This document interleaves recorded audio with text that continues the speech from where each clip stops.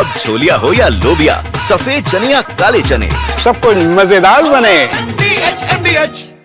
और एक और बड़ी खबर आपको बता दें, यूक्रेन के एटमी लैब पर रूस ने हमला किया है। खार्किव एटमी लैब पर 74 अटैक किए हैं।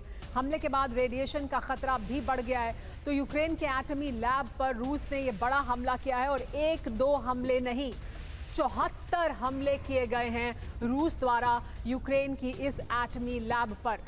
ये जो हमले हैं इनको एक बहुत बड़े खतरे के तौर पर देखा जा रहा है, क्योंकि ये कोई साधारण लैब नहीं थी, ये एटमी लैब थी यूक्रेन की।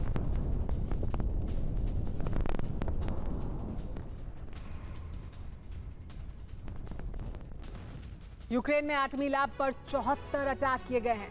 यूरोप तक क्या इसकी वजह से रेडिएशन का खतरा है? खबर क्या है दूसरा जानिए। यूक्रेन के खार्किव पर रूस ने बड़ा अटैक किया है। एटमी लैब सेंटर पर एक बड़ा हमला किया गया। लैब पर आर्टिलरी से 74 बार हमला किया गया। लैब में यूक्रेन का संवर्धित न्यूट्रॉन यूरेनियम मौजूद था। फ्रंटलाइन से 22 किलोमीटर दूर है ये सेंटर। तो यूरोप तक इसकी वजह से रेडिएशन का खतरा क्यों है, ये भी जान लीजिए।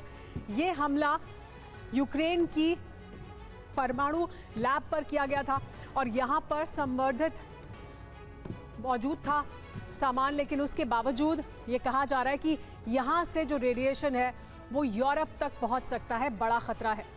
अगर लैब को नुकसान हुआ तो खतरा बहुत बड़ा है।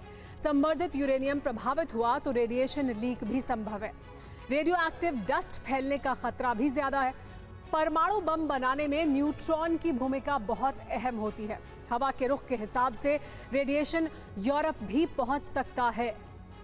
तो रूस यूक्रेन की जंग में अचानक आक्रामकता बढ़ने लगी है। दोनों तरफ से हमलों की गति बढ़ गई है। यूक्रेन काला सागर तक रूसी सैन्य ठिकानों को टारगेट बना रहा है। तो रूसी सेना ने यूक्रेन के शहरों पर बारूदी तूफान उठा दिया है। अब सवाल यह है कि आखिर ऐसा क्या हुआ, यूक्रेन किस रणनीति के तहत आगे बढ़ रहा है और पुतिन ने किस अभियान को गति देने का फैसला किया है। सारे सवालों का जवाब देखिए इस रिपोर्ट में।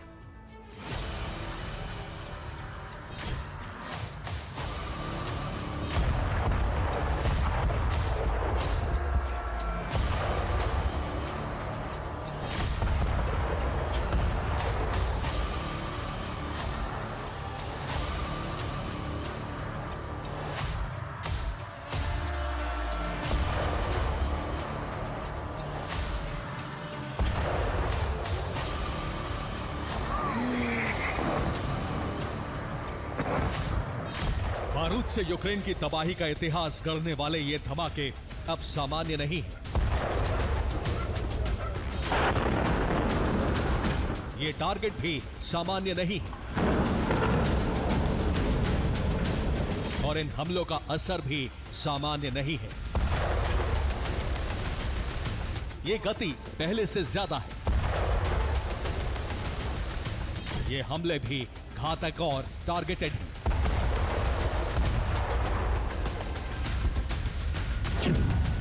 लेकिन सवाल यह है कि आखिर रूस की तरफ से हमले तेज हुए क्यों? क्या पुतिन ने यूक्रेन विनाश का मिशन शुरू कर दिया है या फिर यूक्रेन पर रूस के तेज हमले बदले की कार्रवाई है?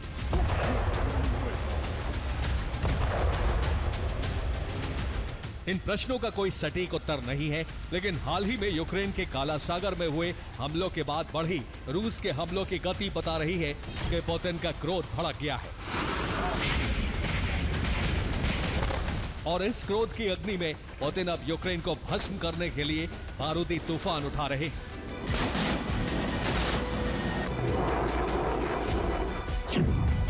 नष्ट हुआ रूसी युद्धपोत, भड़का पुतिन का क्रोध।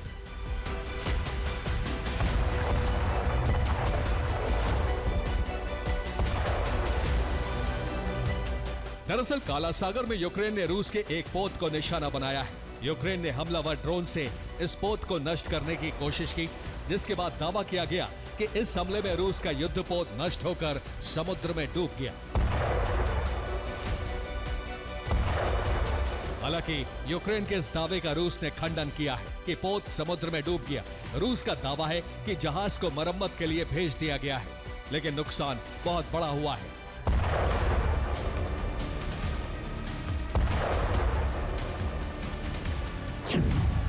क्योंकि जिस जहाज को यूक्रेन ने टारगेट किया था वो MPS V07 वर्ग का बहुउद्देशीय पोत है। स्पासैटल इलिन नाम के इस पोत की कीमत $60 मिलियन यानी 5 अरब 29 करोड़ रुपए से भी ज्यादा है, जो diving complex, remote control device, side scan sonar और PER फैसिलिटी से लैस है।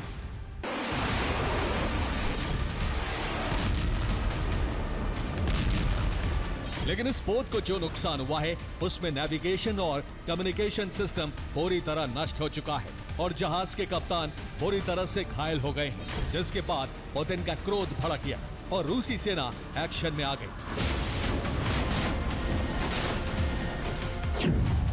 जिसमें पहली कार्रवाई ये हुई कि रूस ने जॉर्जिया के पास तैनात अपनी नेवल फोर्स को काला सागर में बुला लिया और ये फोर्स अब यूक्रेन पर तेजी से टारगेटेड विध्वंसक प्रहार करेगी।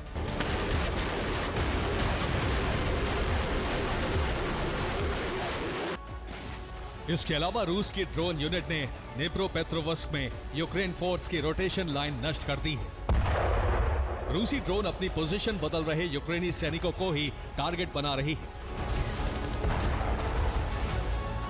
हालांकि दावा यह भी है कि रूस के ड्रोन हमलों के बाद यूक्रेन में मर्सनरीज का जमावड़ा लगने लगा है, जिन्हें अब रूसी सशस्त्र बल और ड्रोन यूनिट अपना शिकार बना रहे हैं, जिसका प्रमाण है साउथ डोनेट्स्क की दिशा में रूस की कार्रवाई, जहां अमेरिका के मैक्स प्रो आर्मर्ड व्हीकल्स नष्ट किए गए हैं और इस कार्रवाई को मोटराइज्ड राइफल ब्रिगेड के स्टॉर्म ट्रूपर्स ने अंजाम दिया है। हालांकि रूसी सेना ने जिस आक्रामकता के साथ यूक्रेन के पूर्वी और दक्षिणी हिस्से को बारूद से दहलाया है, उसके सामने ये कार्रवाई छोटी ही लग रही है।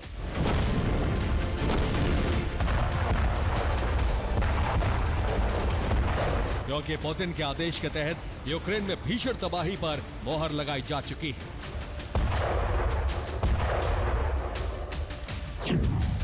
नेप्रोपेट्रोवस्क, कीव के अलावा रूस ने यूक्रेन के चेरनिहिव की औद्योगिक इकाई सूमी शहर के रिहाइश को बमबारी से दहला दिया है। इसमें सूमी के कैथेड्रल की तबाही का प्रमाण ये वीडियो है। इसमें टॉर्नेडो S MLRS और ड्रोन के इस्तेमाल से BM-21 ग्रैड को नष्ट कर दिया गया।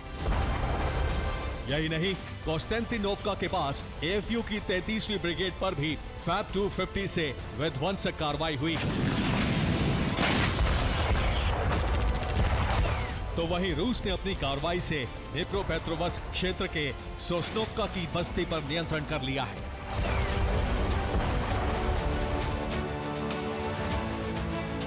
लेकिन इसका यह मतलब कतई नहीं है कि यूक्रेनी सेना ने रूसी कार्रवाई के सामने घुटने टेक दिए हैं, बल्कि यूक्रेनी सेना की कार्रवाई में भी तेजी आ गई है। बेलगोरोद तक हमले तेज कर दिए हैं। वहीं दूसरी तरफ ज़ेलेंस्की ने ज़ेपोरिज़िया की साजिश को भी अंजाम तक पहुंचाने की तैयारी शुरू कर दी है।